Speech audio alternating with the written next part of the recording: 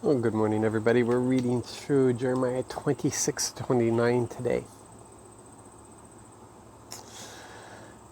There's a couple of things that really stood out for me today from the reading, and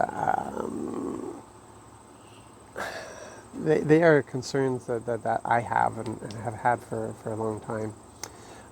Jeremiah was bringing some really heavy words of correction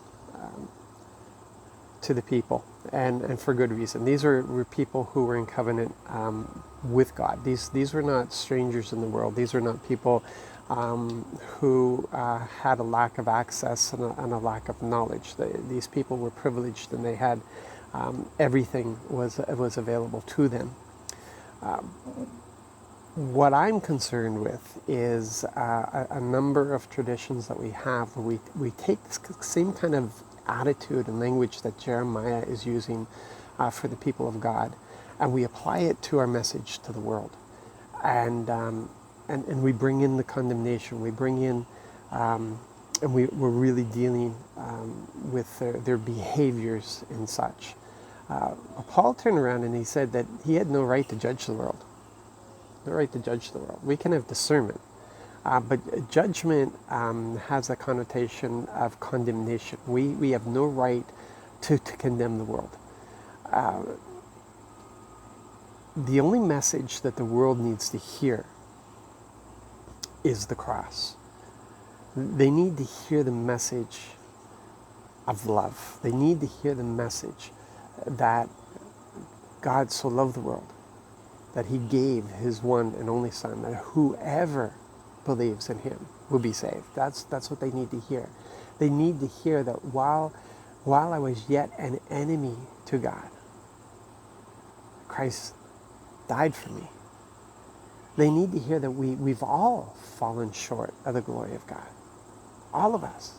And we need redemption.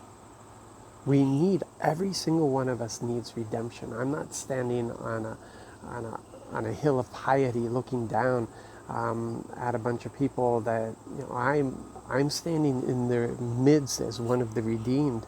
No better than they are, just that I have received the free gift of redemption from my Lord Jesus Christ.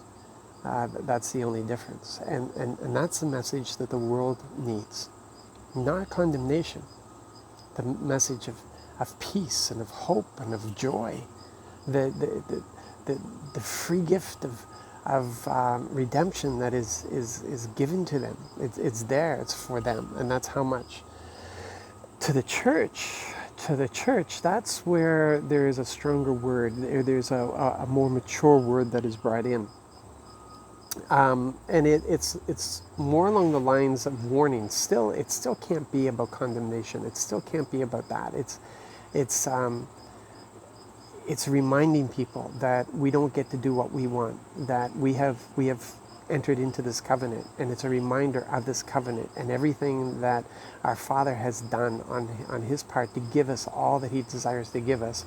And our response is supposed to be love, and from love we have this relationship of obedience, of faith, of trust, of adoration.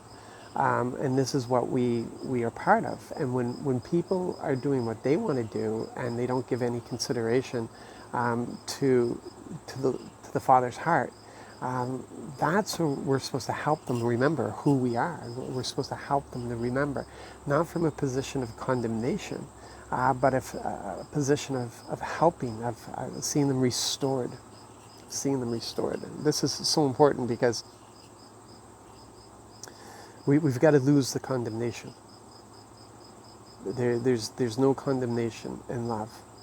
And we've been told that under the law there was condemnation, but we're no longer under law, we're under grace, and there's no condemnation there.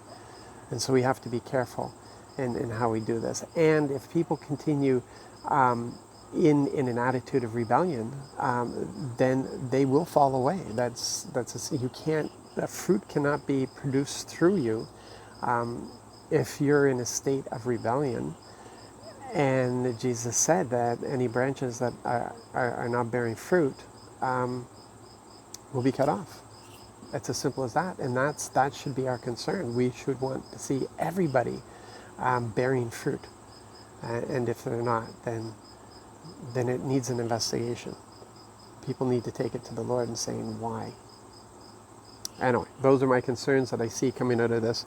You guys be blessed, be encouraged in this day, and I pray that you do a really good job today of bearing the fruit that is being produced in you. God bless.